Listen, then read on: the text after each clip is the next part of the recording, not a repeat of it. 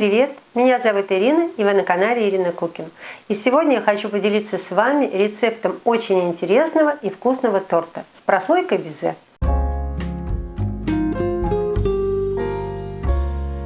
Для данного торта нужно заранее сделать прослойку безе, и можно бисквит. Бисквит я буду готовить в разъемной форме 20 см диаметром. Дно я застелила пергаментом.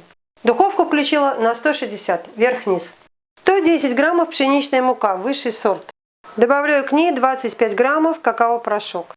3,5 грамма пищевая сода. Это половина чайной ложки мерной. Щепотка соли. Все хорошо размешать. Яйцо первой категории 50-55 граммов. Добавляю 90 граммов сахара и размешиваю. Взбивать не обязательно. В принципе, вы можете делать этот бисквит ручным венчиком. Он очень непритязательный. Добавляю 130 граммов молока и 55 граммов растительного масла без запаха. У кого там завалялось масло виноградных косточек, самое время его достать. Просто смешиваю. Добавляю сухие ингредиенты.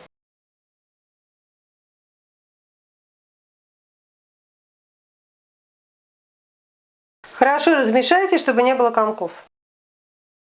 Не бойтесь, что останутся комочки, это тесто довольно хорошо промешивается. Просто уделите этому полминуты.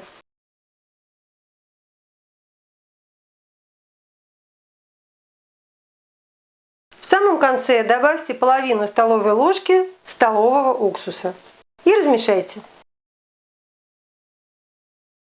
Тесто на бисквит готово.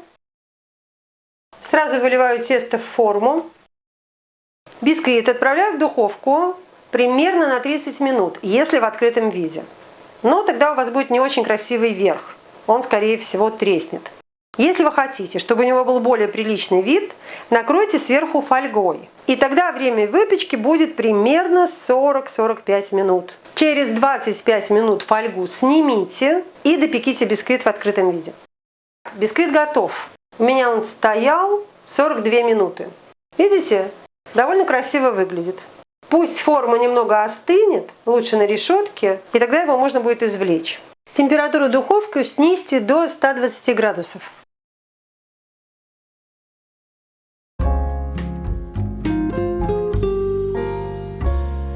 Для безе нарисуйте на пергаменте круг диаметром 20 см. Вот по такому кольцу я обвела.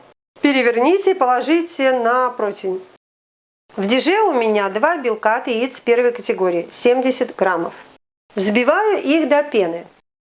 После чего начинаю постепенно дождиком вводить 90 граммов сахара. И взбиваю все вместе до пышной, плотной, устойчивой массы.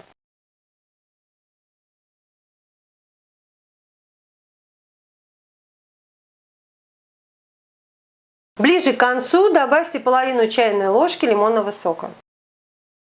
Снимите сахар со стенок и взбивайте дальше. Проверьте, размешался ли сахар. Не ставьте максимальную скорость. Тогда у вас успеет размешаться сахар, и меренга будет более стабильной. Мне кажется, что я уже об этом говорила. Лучше использовать кондитерский мешок, но можно выкладывать и ложкой. Сделайте отверстие сантиметра 3 и отсадите по кругу. И за нарисованную линию не выходите.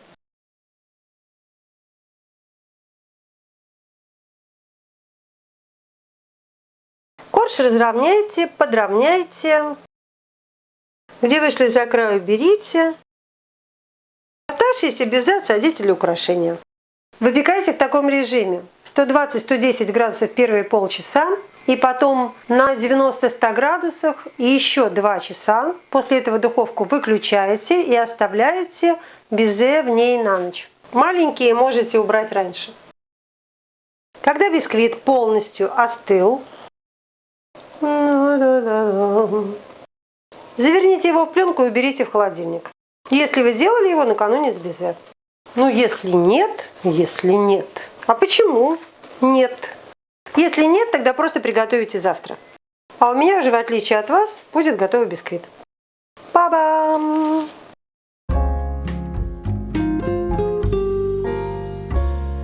На следующий день возьмите 150 граммов сливочного масла, нарежьте его кубиком и оставьте при комнатной температуре. Пусть оно станет мягким.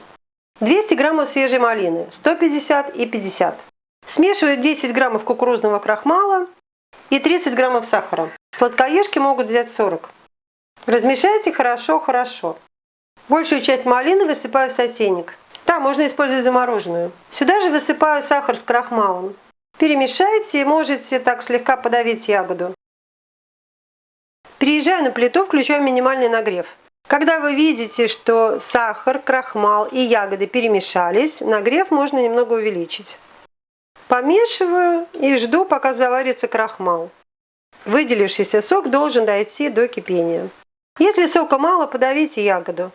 Крахмал заварился, когда вы видите, что масса становится прозрачной. Кому не нравятся косточки от малины, можете ее измельчить блендером и протереть через сито, сделав пюре. Возьмите его тогда 150 граммов. Вот видите, кипение есть. Буквально тут 3 булька увидите. И все. И теперь добавьте 50 граммов оставшейся малины. И просто перемешайте. Аккуратно. И выключайте нагрев. Накройте пищевой пленкой и дайте остыть. Можете поставить в холодильник.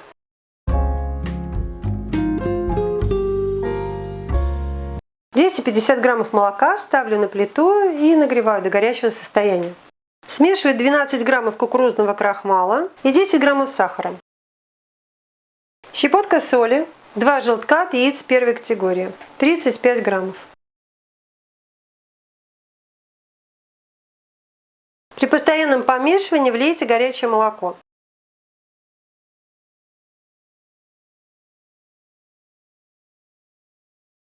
Возвращаю обратно в сотейник. На небольшом нагреве, помешивая, довожу массу до загустения и до кипения. Как только масса начинает густеть, нагрев делайте минимальный и интенсивно мешаете. Заварной крем можно варить без переливаний туда-сюда. То есть смешать все продукты в сотейнике с холодным молоком. И потом сразу же варить на плите. Все эти переливания призваны просто сократить ваше время стояния у плиты. То есть когда вы будете доводить до кипения холодное молоко с крахмалом и сахаром, вам придется его постоянно мешать. И это будет гораздо дольше, чем когда вы поставите на плиту уже горячую массу. С момента, как увидели первый бульк, полминуты поварите. Можно выключать. Добавьте в горячий крем 190 граммов белого шоколада. Если в плитке, порубите предварительно.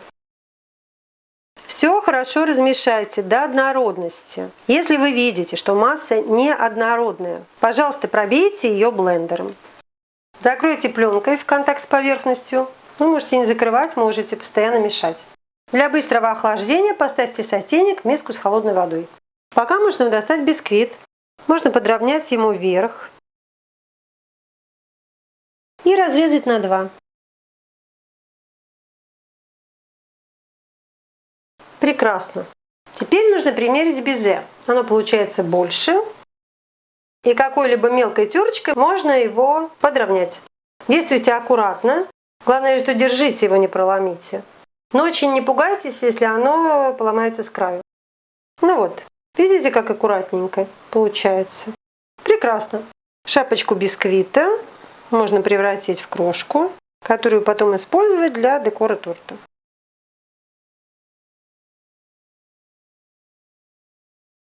Взбиваю мягкое масло очень-очень хорошо, до светлого пышного состояния. В процессе помогайте себе, снимая его со стенок. Остывшая заварная часть. Хорошо промешайте. Она должна быть ни теплой, ни холодной, она должна быть комнатной температуры, такой же, как масло. Чтобы крем превратился в эмульсию, смешивайте 2 части постепенно, добавляя заварную основу по ложке.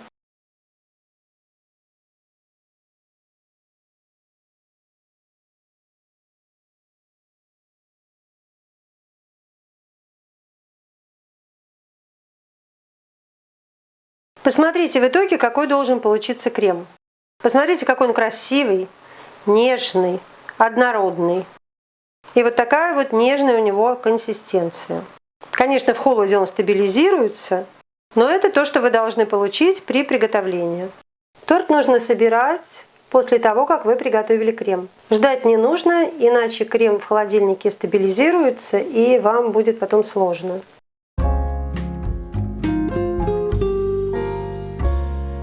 Можно собирать торт. Низ идет бисквит. Я не хочу использовать для пропитки сироп. Возьму молоко, но оно должно быть ультрапастеризованное, долгого хранения. Или вы должны быть уверены, что вы этот торт съедите прямо сегодня. Этот бисквит очень хороший, вкусный, он вообще может обходиться без пропитки. И я тоже делаю это символически, потому что у меня не очень любят пропитанные бисквиты. Более ровный бисквит оставьте наверх. На этот слой примерно 70 граммов крема.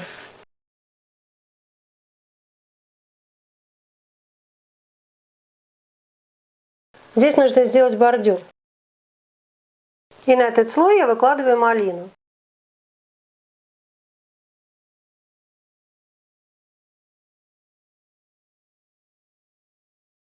И этот слой нужно закрыть.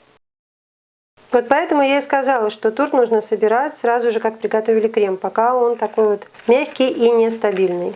В торте есть безе, и ягодный слой нужно изолировать. Теперь безе. Безе на следующий день не размокает, кстати. Не волнуйтесь.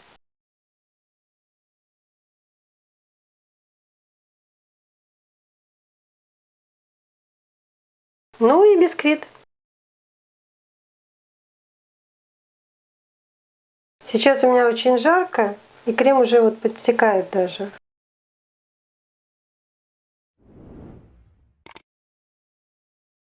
Сейчас у меня очень жарко, и крем уже вот подтекает даже. Поставлю торт ненадолго в холодильник и потом продолжу.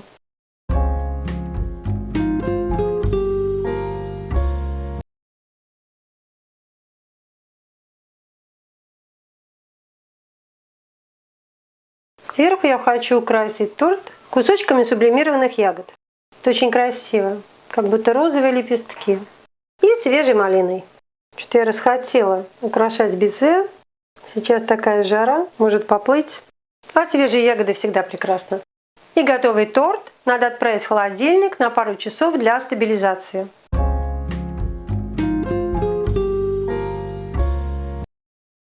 Вот такой прекрасный торт с прослойкой безе и малиновым конфитюром у меня получился. И обязательно получится у вас. Непременно приготовьте, а я желаю вам приятного аппетита. Так, ну что, попробуем. Честно и откровенно, не люблю вот такую обработку периметра торта. Эти обсыпки мне они не очень нравятся. Когда я готовила его себе на день рождения, у меня отключили электричество. И после того, как включили, половина шоколадного бисквита оказалась съеденной. Крошки на обсыпку у меня не хватило, и я просто выровняла его белым кремом. Я думаю, что он прекрасен. Немного развалилось безе при разрезании. Мне кажется, он чудесный и очень вкусный. Малина, безе, белый шоколад. Что может быть лучше? Сашуль, привет. Привет. Попробуй, пожалуйста. Можно, да? Да. Саша, ты говори, потому что тебя не видно, потому что ты киваешь головой. И тоже не видно.